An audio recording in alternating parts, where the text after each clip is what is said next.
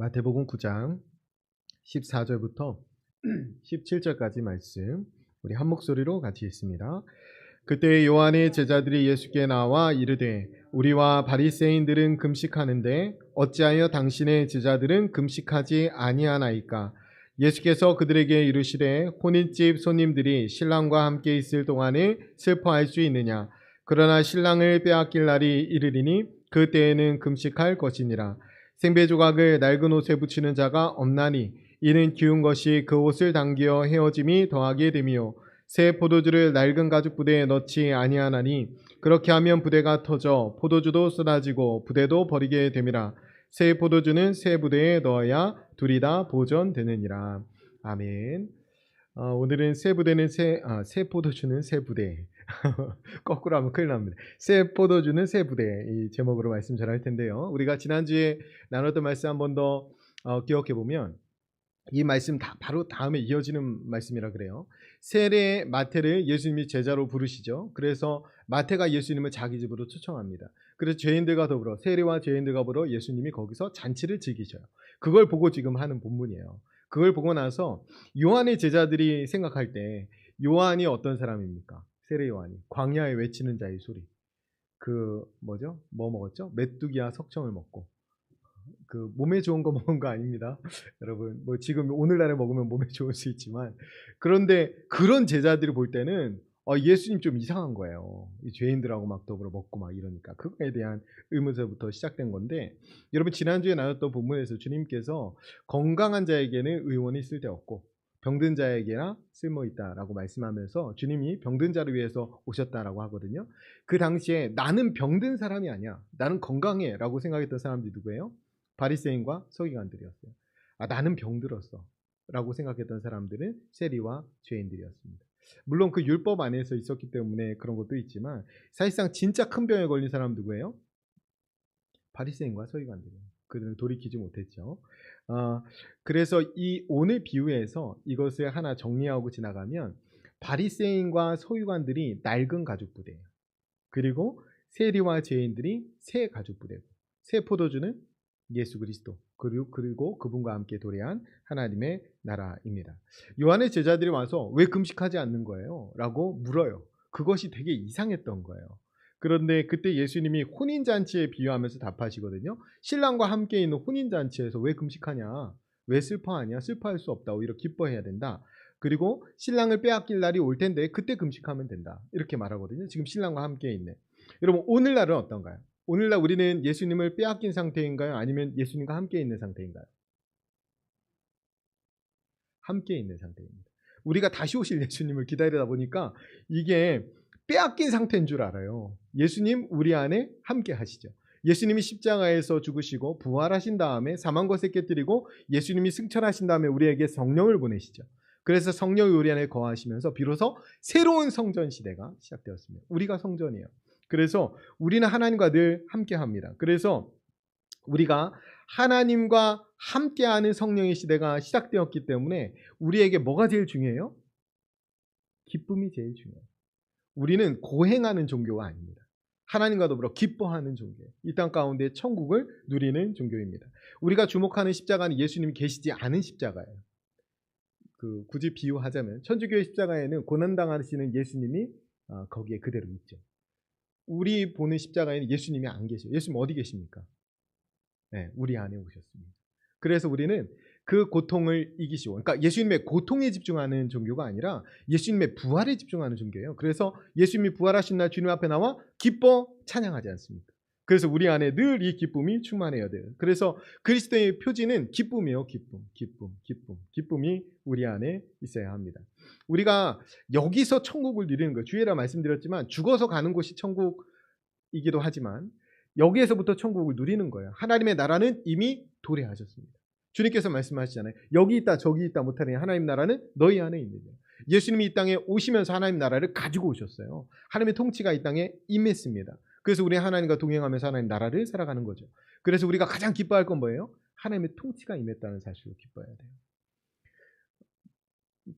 비관적인 말씀을 몇 번 드렸는데 우리는 사고로 죽거나 병들어 죽습니다.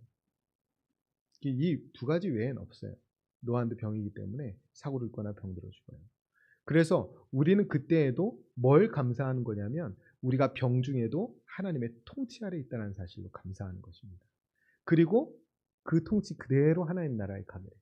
오늘 우리가 간절히 바라는 것은 여전히 하나님의 통치 아래 있지 않은 사람들, 그 사람들의 하나님의 통치가 임하도록, 그리고 마지막 날에는 온 세상 만물이 하나님 앞에 무릎 꿇고 하나님의 통치가 온전히 임하게 될 것을 기대하면서 살아가게 됩니다. 그래서 우리는 우리가 선 자리에서 가정과 교회와 일터 속에서 하나님의 통치가 온전히 이루어지는 것으로 기뻐하는 것입니다. 내가 드러나는 것을 기뻐하는 것이 아니라 하나님의 통치가 온전히 임한 것으로. 그래서 우리 교회가 가장 기뻐해야 될 일은 하나님이 주인 되시는 것으로 기뻐해야 됩니다. 그게 우리가 이 땅 가운데 진짜 기뻐해야 될 일이에요. 여러분, 돈이 적어도 돈이 많아도 그거하고 상관없어요. 여러분, 내가 하나님의 뜻대로 하나님의 다스림에 순종하려고 하다가 가난해졌다면 기뻐할 일이죠. 내가 하나님 뜻대로 다스림 가운데 순종하지 못하고 거짓말하고 남 등쳐먹다가 부자 됐다면 그거 어떻게 해야 돼요? 기뻐해야 됩니까? 그 일이 기뻐요? 여러분, 우리가 하나님의 다스림 아래에 있는 것을 기뻐해야 됩니다. 죄가 하나님과 우리의 사이를 갈라놓습니다. 그래서 죄를 우리가 끊임없이 회개하고 주 앞에 나오는 거예요.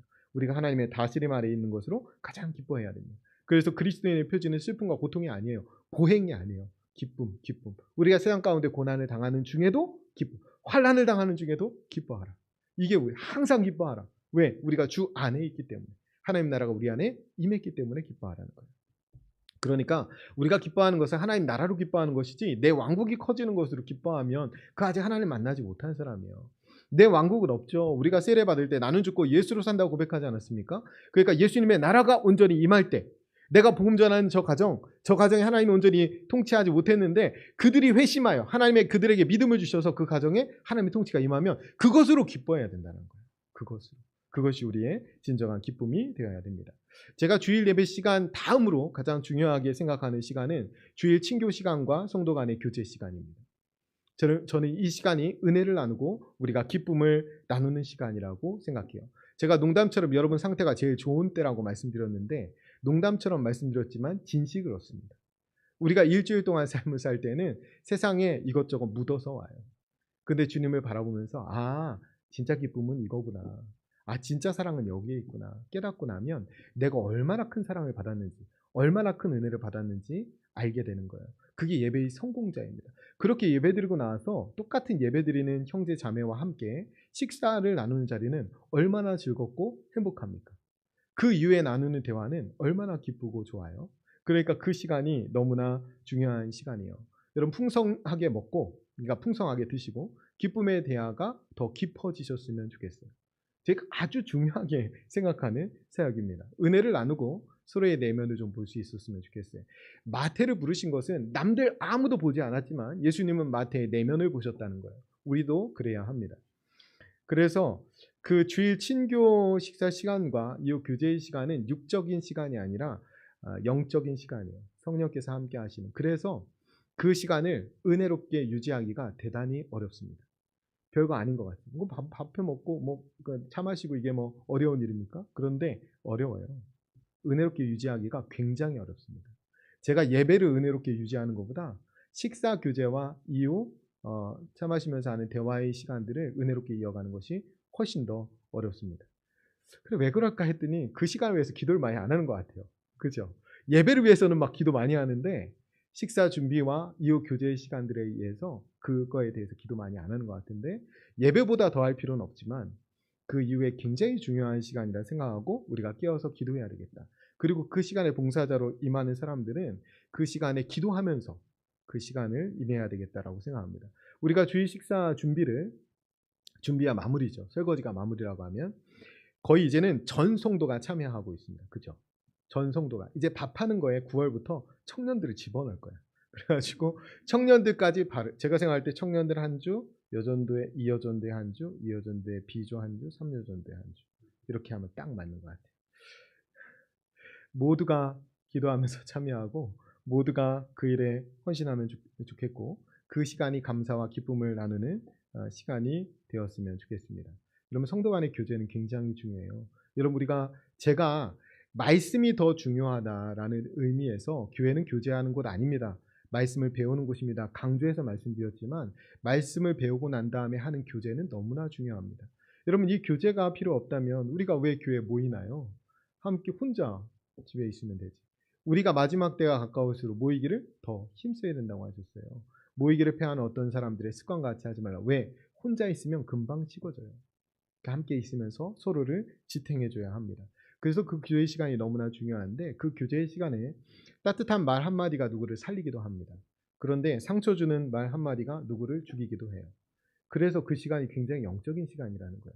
그래서 그 시간에 우리가 방금 전에 예배드리고 하나님께 큰 용서를 경험한 사람, 하나님께 큰 사랑을 받은 사람처럼 이야기를 하셔야 돼요. 그 사람들처럼 서로 교제하셔야 된다고요. 그런 시간이 되어야 우리가 조금 더 영적인 대화, 조금 더 은혜로운 대화들을 할 수 있어야 합니다. 제가 이것에 대해서 고민이 많은데 이 시간을 조금 더 목회적으로 접근해서 해야 되지 않나라는 고민이 좀 있어요. 그래서 그 고민이 있어요. 그 일을 위해서도 여러분 같이 기도해 주시면 감사하겠습니다. 꼭 이런 거 하면 이렇게 말하는 사람이 있어요. 아니 그렇게 교회에서 많이 먹고 그러면 어떡합니까? 이웃에게 나눠줘야지. 불쌍한 사람들 많은데. 딱 맞는 말 같은데 딱 가룟유다 같은 말이에요. 여러분 가룟유다가 향유 부을 때 가난한 사람을 도와주지 여기다 이거 붓는다고 그랬죠. 여러분 그래서 그 사람이 가난한 자 도왔습니까? 다 떼먹었어요. 가룟유다. 그것 때문에 결국 예수도 팔아먹지 않습니까? 마찬가지로 교회에서 성도들 쓰는 거 아까워하는 목사들이 대부분 횡령하더라고요. 대부분 돈 자기 마음대로 씁니다. 그러니까 우리가 정신을 차려야 돼요. 여러분 밖으로 이웃을 돕는 것 좋죠. 중요합니다. 꼭 필요합니다. 그런데 그거보다 먼저 이 공동체가 기쁨을 누려야 돼요. 함께 풍성하게. 여러분 생각해 보세요. 그렇게 밖에 이웃을 섬기고 그 다음에 우리가 착한 행실을 통해서 전도해서 뭐 하실 건데요? 그 사람들하고 밥 먹고 교제할 거예요. 그 사람들하고 밥 먹고 기쁨을 나눌 거라고요. 그러니까 이게 더 잘 돼야 된다고요. 아, 저 식당 맛있어가지고 한참 얘기했는데 갔는데 식당이 맛이 없어요. 그럼 그 식당 다시는 안 가죠. 우리 교회 참 좋아. 하나님 예배 잘해. 하나님 은혜가 우리 교회에 있어. 그래 전도해 왔는데 교회가 은혜가 없어요. 기쁨도 없고 얼굴이 막 죽상이야. 그럼 누가 그 교회를 다닙니까? 그러니까 이 기쁨을 우리 안에 풍성히 누리는 것이 먼저예요. 이것이 먼저고 그 다음에 복음을 전하는 것입니다.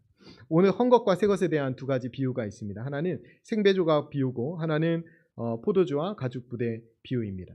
예수님께서 가져오신 나라가 하나님의 나라예요. 하나님의 나라가 이미 도래했다는 거죠. 이게 새 시대고 이게 새 포도주입니다. 이 새 시대를 전통적인 유대교 틀 안에는 받아들일 수 없다는 거예요. 그것을 담아낼 수가 없다는 말씀을 지금 하고 있는 거예요. 여러분 생배 조각을 빨았다가 생배 조각을 빠르면 이게 줄어든다고 그래요. 그러니까 마치 가죽처럼. 그래서 헌 옷에다 대고 생배 조각을 기우면 빨면은 이게 잡아당기니까 헌 옷이 다 찢어진다는 거예요. 이 새 포도주는 그 담근 지 얼마 안 된 포도주가 사실 새 포도주잖아요. 이거는 계속 가스가 나와요. 발효되면서. 그러니까 점점 커진단 말이에요. 낡은 가죽 부대, 신축성이 없는 낡은 가죽 부대에 넣으면 포도주 이 부대가 터져버려요. 가스 때문에. 그럼 포도주도 다 쏟아버리고. 그러니까 이 새 포도주는 뭐에 담으라? 새 가죽 부대에 담으라. 이렇게 말하는 거죠. 보통 이 가죽 부대는 염소 가죽으로 만들었다고 해요. 그래서 시간이 지날수록 이 신축성이 줄어드니까. 그래서 여기에서 지금 말하고 있는 게 뭐냐면 새 포도주는 하나님과 하나님 나라예요. 예수님과 예수님의 나라입니다. 헌 가죽 부대는 아까 바리새인과 서기관들 상징한다고 했는데 이것은 낡은 유대교의 종교 체계예요. 그런데 새 가죽 부대는 뭐예요? 새로운 종교 체계예요. 예수님이 가져오신 새로운 나라. 초대교회가 이렇게 시작합니다. 그래서 우리는 낡은 가죽 부대에 새 포도주를 담고 살지 않습니다. 그래서 우리가 구약 성경을 읽고 믿지만 구약에 있는 유월절과 할례와 뭐 이런 거 지키지 않잖아요. 번제 이런 거 안 하잖아요. 그 정신을 가져와서 구약의 율법을 완성하신 더 큰 예수님의 뜻에 따라서 우리가 말씀을 지켜나갑니다. 그런데 여전히 뭐냐면 새 포도주를 낡은 가죽 부대에 넣은 것 같은 신앙생활을 하는 경우가 있어요. 제가 몇 가지를 말씀드릴 테니까 여러분이 해당된다면 돌이키셨으면 좋겠고 또 우리 교회가 그런 방향이 있었다면 다시 돌이켜야 합니다. 뭐냐면 새 포도주를 헌 가죽 부대에 담는 일은 이런 거예요. 행위로 구원받는다고 생각하는 겁니다. 여러분 뭘로 구원받아요? 예수님을 믿음으로. 여러분 그 사실을 분명히 믿지 않아요? 예수님을 믿음으로 구원받습니다. 그런데 우리는 여전히 어떤 마음이 있냐면 행위로 내가 잘하면 상 주고 못하면 벌 주는 하나님으로 생각해요. 그래서 이것에 대단히 매여서 신앙생활을 합니다. 내가 헌금 많이 하면 하나님 나에게 복 주시겠지? 내가 교회에서 혼자서라도 설거지를 다 하면 하나님이 우리 자식 잘 되게 해주시겠지? 그런 하나님은 없어요. 그런 하나님은 존재하지가 않아요. 우리가 아무것도 하지 않았을 때, 최악이었을 때, 원수였을 때, 그때 최고의 사랑을 이미 주신 하나님이죠. 그래서 우리는 그 은혜를 받았기 때문에 그 은혜에 반응하는 것이 신앙생활이지, 우리가 뭔가 행위해놓고 하나님 앞에 대가나 보상을 바라는 건 신앙생활이 아니에요. 그것은 구약의 개념이에요. 사실 구약에서는 하나님께서 이 신약에 주시는 복을 그림 언어로 구약에 표시하시는데, 그 큰 복을 뭘로 표시하시냐면 대부분 부 아니면 자식으로 표시합니다. 아니면 장수. 그 지금 신약에 와서도 돈 많이 벌고 자식이 많거나 부자가 되면 그것이 하나님 복인 줄 알아요. 그거 아닙니다. 복은 뭐예요? 예수 그리스도입니다. 예수 그리스도 외에 복이 없어요.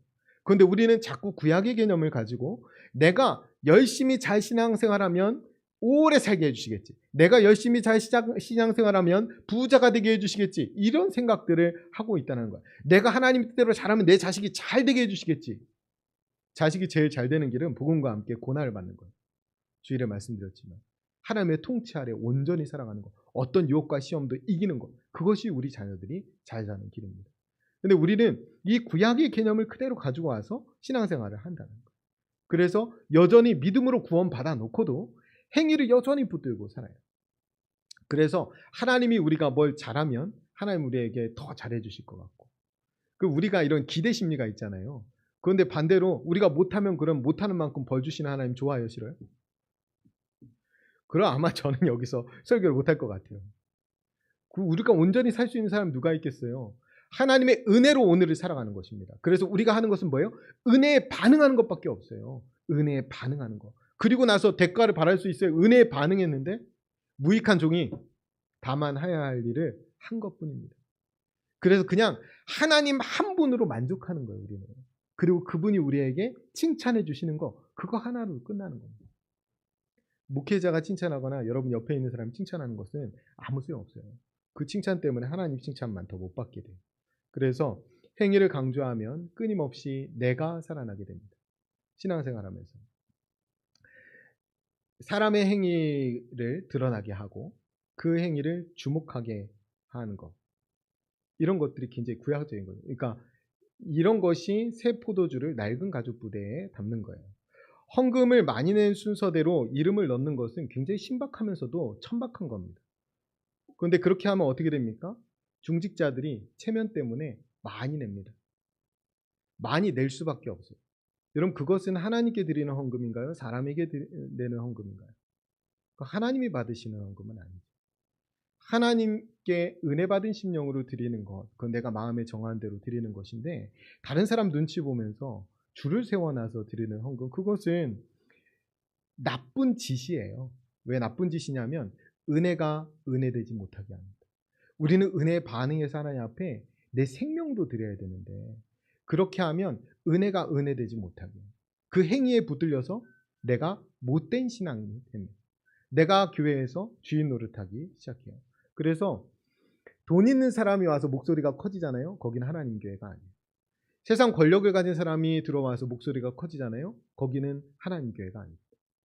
어떤 사람이 목소리가 커져야 하나님 교회겠어요? 담임 목사 목소리가 크면 하나님 교회인가요? 요즘 제가 데시벨이 높아져가지고 회개하고 있어요. 은혜 받은 사람이 들어와서 목소리가 커져야 하나님 교회입니다.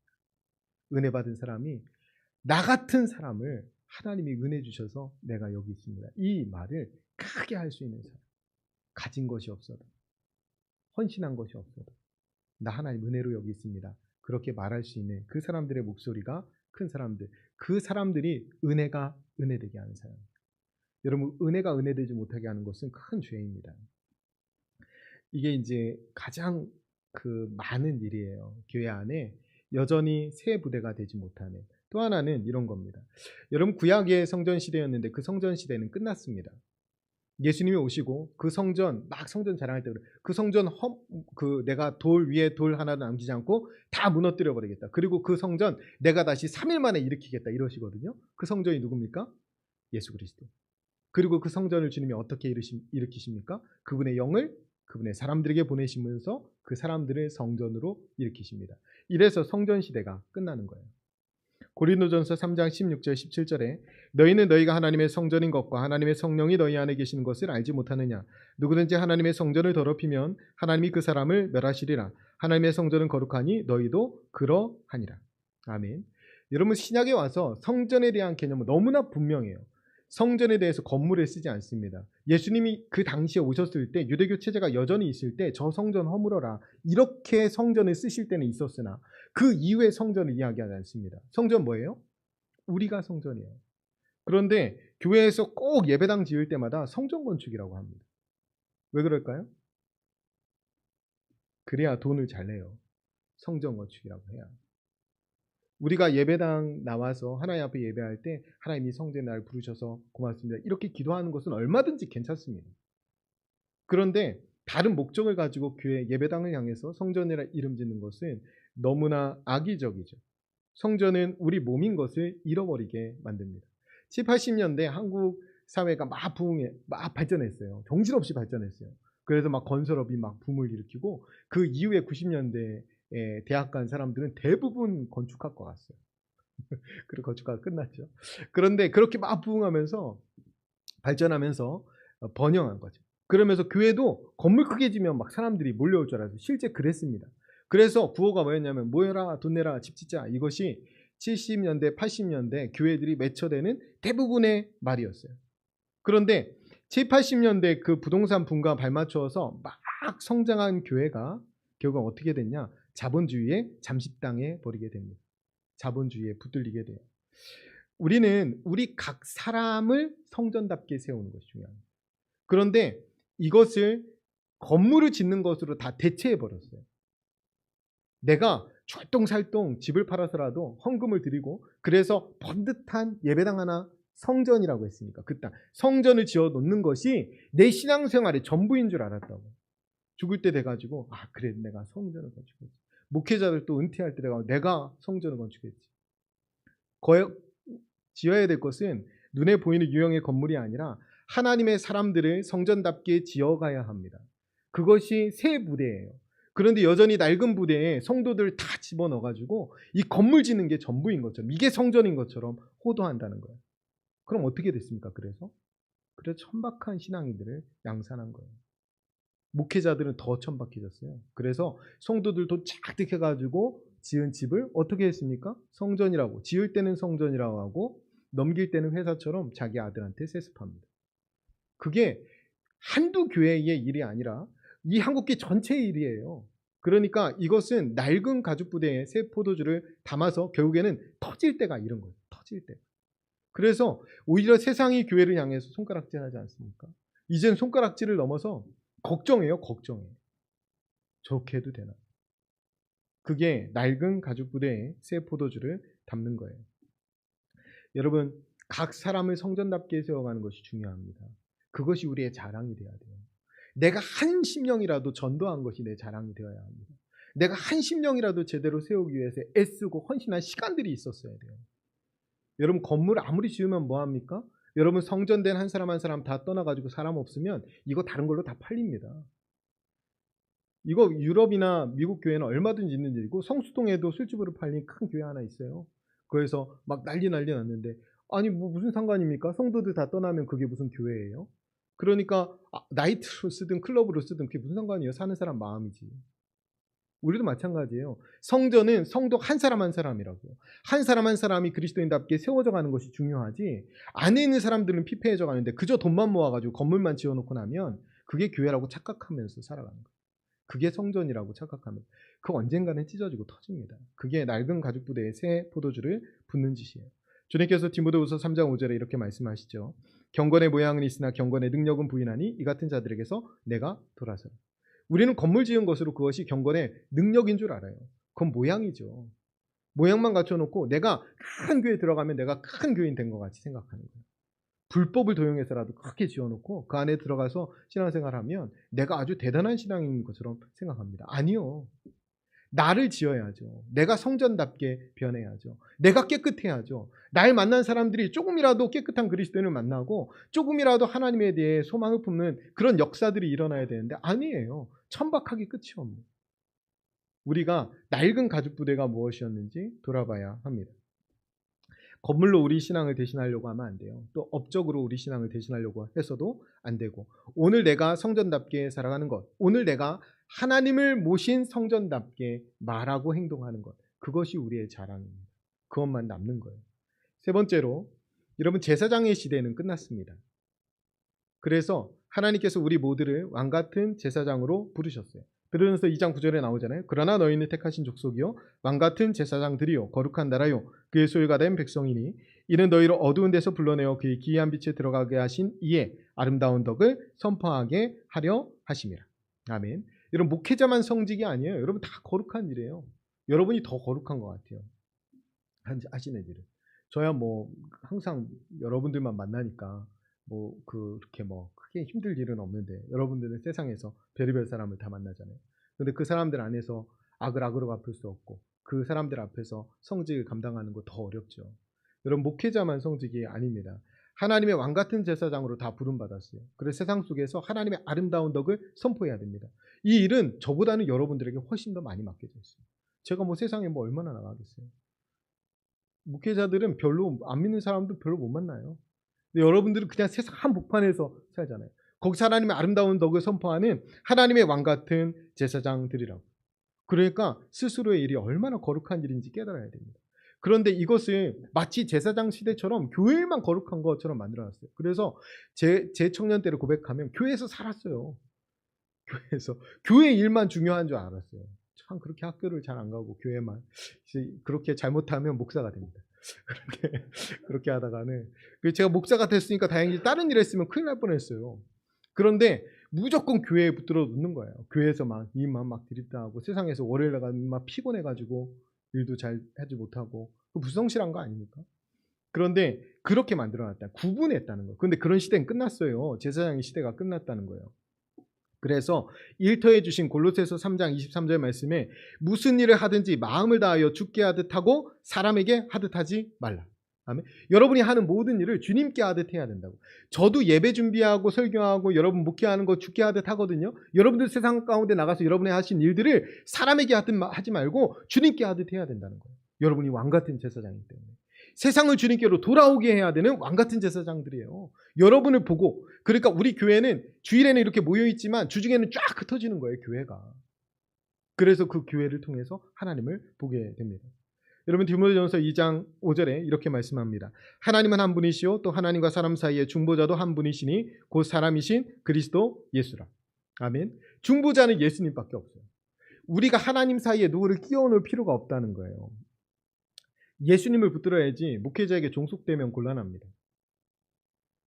목회자에게 종속되지 않도록 조심해야 돼요. 뭐 천주교회는 뭐 구원이 없다 여러분 쉽게 판단하고 막 이야기하고, 거기 이단이라고까지 이야기하는. 왜 이단이라고 합니까?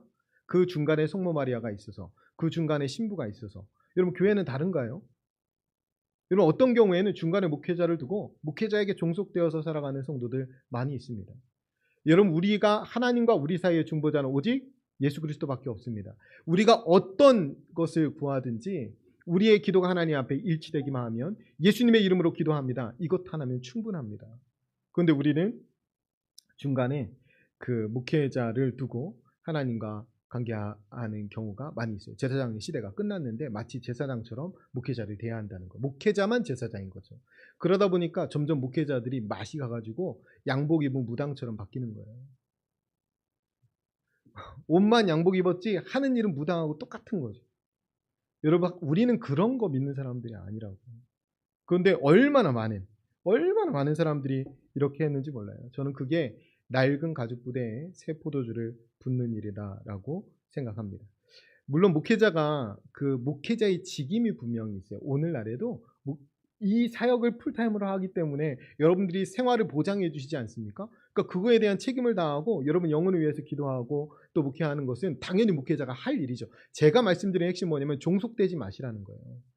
저도 여러분들을 위해 기도하고 여러분도 저를 위해 기도해야죠. 하나님께 서로를 맡겨드려야죠. 서로를 지탱해야 됩니다. 더 위에 있거나 더 대단한 사람이 아니에요. 오히려 더 밑에 있다고 하면 맞을 수 있어요. 여러분들이 다 하나님의 양이라면 목회자는 양치는 개 정도 되는 거예요. 그런데 뭐 하나님의 뭐 종님 막 이렇게 하면서 종님이 어디 있습니까? 그런 말도 안 되는 이상한 개념들을 만들어 놓은 게 낡은 가죽 부대를 확장시킨 거예요.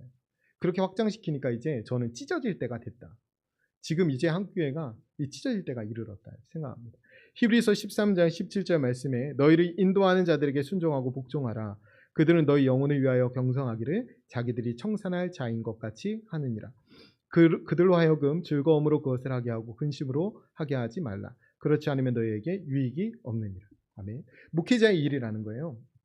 제가 여러분들을 위해서, 여러분들의 영혼을 위해서 경성하기를 마치 내 일처럼 한다는 거예요. 참 이렇게 해야 되는데, 이렇게 해야 되는, 그렇기 때문에 순종해야 된다는. 그런데 뒤에 말이 참 재밌어요. 뭐냐면 그들로 하여금 즐거움으로 이것을 하게 하고 근심으로 하게 하지 말라. 근심거리 있으면 제대로 안 한다는 거예요. 마음이 상하면 이거 제대로 못 한다는 거예요.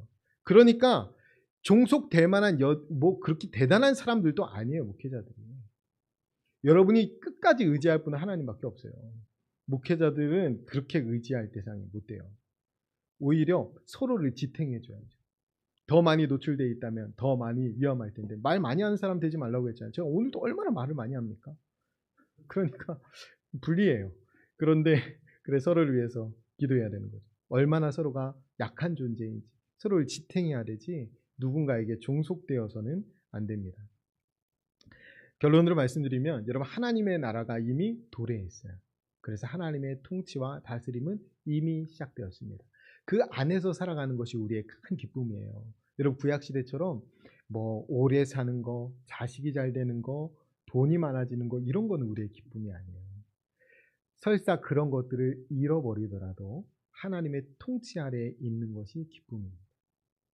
하나님의 통치 아래 살다가 바울처럼 감옥에 갇히더라도 여러분 막 웃음이 나오지는 않을 것 같아요. 막 이렇게 겉으로 막 감정적으로 막 어떻게 주체할 수 없는 그런 거는 저는 없을 것 같아요. 그런데 내면 깊은 곳에서 그래도 기뻐할 수 있다.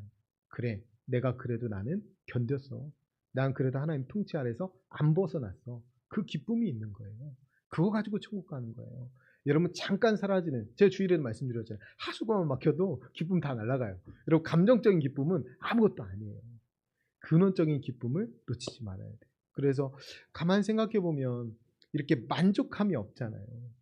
사람을 보면, 세상을 보면 왜? 나보다 더 잘 사는 사람 있고 그렇잖아요. 그러니까 그 만족함 없어요. 그 비교하다 보면 내 마음에 기쁨이 어디 있어요. 그런데 그런 것으로 오는 것이 아니라 내가 하나님의 통치 아래 사는 것에 기쁨이 있는 거예요. 내가 비록 오늘 건강하지 못해도, 내가 비록 오늘 풍성하지 못해도, 풍족하지 못해도 나는 오늘 하나님의 다스림 아래 있지. 난 하나님의 자녀지. 이 사실이 우리를 살게 하는 것입니다. 여러분 다 하나님의 자녀로 부름받았어요. 영접하는 자, 곧 그 이름을 믿는 자들에게는 자녀가 되는 권세를 주셨습니다. 여러분 종처럼 살지 마세요.